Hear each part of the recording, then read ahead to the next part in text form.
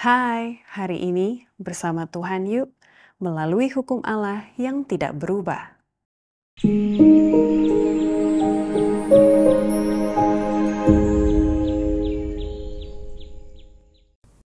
Alkitab berkata dalam Mazmur 89 ayat 15, keadilan dan hukum adalah tumpuan tahtamu, kasih dan kesetiaan berjalan di depanmu.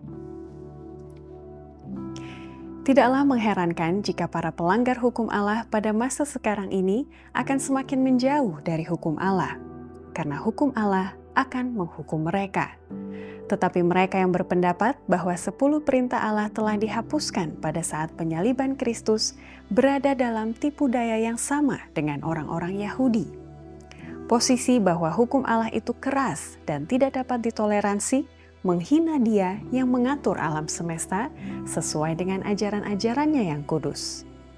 Sebuah tabir menyelimuti hati orang-orang yang memegang pandangan ini dalam membaca Perjanjian Lama dan Perjanjian Baru. Hukuman untuk pelanggaran terkecil dari hukum tersebut adalah kematian. Dan jika bukan karena Kristus, pembela orang berdosa, hukuman tersebut akan dijatuhkan kepada setiap pelanggarnya. Keadilan dan belas kasihan bercampur. Kristus dan hukum Taurat berdiri berdampingan. Hukum menghukum si pelanggar, dan Kristus memohon pembelaan atas nama orang berdosa.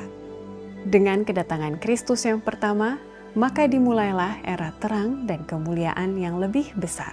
Tetapi sungguh merupakan suatu ketidaktahuan yang berdosa jika kita meremehkan dan mengolok-olok terang yang lebih kecil karena terang yang lebih besar dan lebih mulia telah terbit.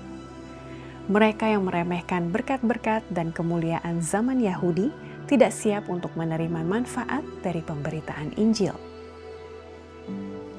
Kecemerlangan kemuliaan Bapa dan keunggulan serta kesempurnaan hukumnya yang kudus hanya dapat dipahami melalui pendamaian yang dilakukan di atas Kalvari oleh anaknya yang terkasih. Tetapi bahkan pendamaian pun kehilangan maknanya ketika hukum Allah ditolak. Kehidupan Kristus adalah pembenaran yang paling sempurna dan menyeluruh atas hukum Bapanya, dan kematiannya membuktikan kekekalannya.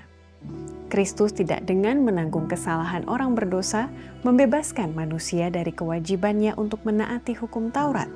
Karena jika hukum Taurat dapat diubah atau dihapuskan, Dia tidak perlu datang ke dunia ini untuk menderita dan mati. Fakta bahwa Kristus mati untuk pelanggaran-pelanggarannya membuktikan karakter hukum Bapa yang tidak berubah. Orang-orang Yahudi telah menyimpang dari Allah, dan dalam pengajaran mereka telah menggantikan tradisi mereka sendiri dengan hukum ilahi.